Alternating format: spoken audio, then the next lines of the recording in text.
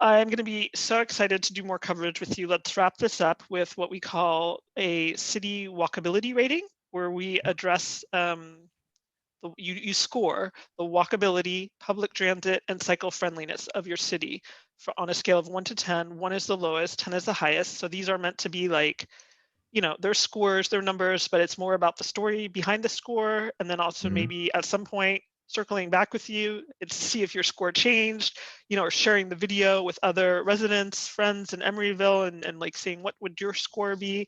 So I'm going to let you choose what you want to start with. I'll start with public transportation because that's our high point. I always try to start with the positive. The high point would be public transportation. I would give us probably an 8.5 to a 9 on public transportation. The reason being is we have a Amtrak station.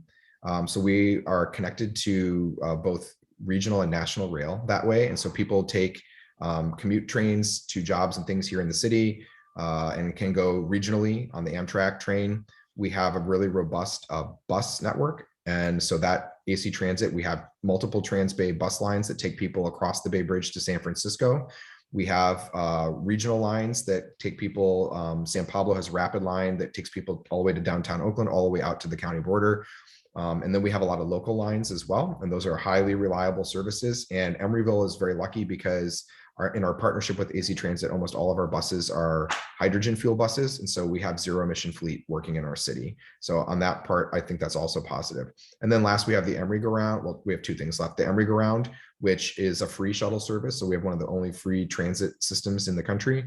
And that takes people to BART. It connects people to AC Transit buses. It connects them to the Amtrak station. It takes them to shopping, jobs, residential neighborhoods. And it's free and people ride it all the time and they love it.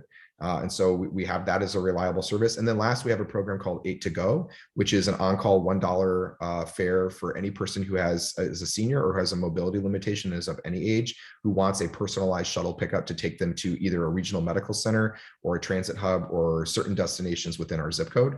And that is available. And we have about 300 seniors and people living with disabilities in our community who rely on that service. And we use grant money to fund that, to make that accessible to them at any time that they need it.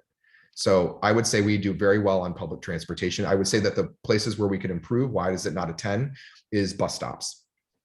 I think bus stops, we need to have more benches at bus stops so that people who need to rest can do that. Bus stops need to be cleaner. And those are kind of my only criticisms of the public transit system in Emeryville. Cleaner bus stops with more benches. And our Commission on Aging has actually recommended to us benches. And so I'm hoping that in the future we'll have additional funds available to put benches at all stops in our city. So that's my public transit report. Ooh, awesome. Wait, one second. The service for people, seniors and those with disabilities, what was it called? It's called 8 to Go. 8 the number to go. 8. Yep, 8 to Go. Okay. Okay. That's what we call it. Awesome. Okay, so what's next? Walkability or cycling? Cycling. Cycling is next. And cycling, I would give us a 6, but we are moving up from what I would say was probably a 2 or a 3. So this is the place where I think we're making the most. I think we've done public transit well for a while. I think cycling is where we're making the fastest and most significant improvements. So we have the Greenway, which goes from the very northeast corner of our city to the southwest corner of our city. The last quarter of the Greenway will be completed next year. So the full Greenway, you'll be able to traverse Emeryville on a full bicycle path by the end of next year. With that included that section on Doyle Street, which we hardened and improved for bicycle and pedestrian safety. We just opened in December our South Bayfront Bridge, which is a bike ped bridge that takes people across the Union Pacific Railroad track without requiring them to go on any of our heavily corridored car roads. So people have a carless path across the tracks. We have our 40th Street plan, which we received our first pot of money for. We received almost $5 million of grant money to start construction on our 40th Street redesign, which has a separated cycle track. We're actively looking for the last 11 million right now. And we are poised to adopt a plan on San Pablo Avenue to remove all the parking on both sides of San Pablo Avenue and put protected cycle lanes on a state highway. It would be one of the first such projects in the state to do that. So we've got that going. And then we have a new bicycle pedestrian overcrossing that's a couple years out to cross the freeway and connect to the Bay Trail that will go in, and that will come down to Lacoste Street, which we just adopted in our new active transportation plan as a road diet idea. So we're going to actually eliminate an entire street and turn it into a bike ped trail.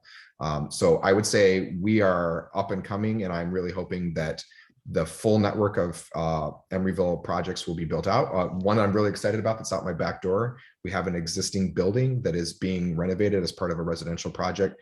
And we have an east-west bike path on 45th Street that dead ends into this project. And we required the developer to blow a hole through the entire building to actually have the bike path pass through the building and into a new park that's being built. So we are innovating creatively to give bike connection to all of the parks and civic spaces in the city. So I would say we're a 6, and my hope is that in 5 years, if you were to talk to me, we would be a 9.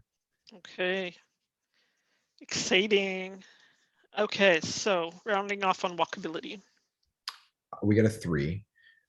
We get a 3 on walkability, and that is in part due to things that are kind of pre-existing and are really hard to control. So the city was an industrial town for the first century of its existence, and buildings, really large warehouse style buildings, were built all the way up to rights of way. That's the way it was done before streets were paved and there were sidewalks and gutters.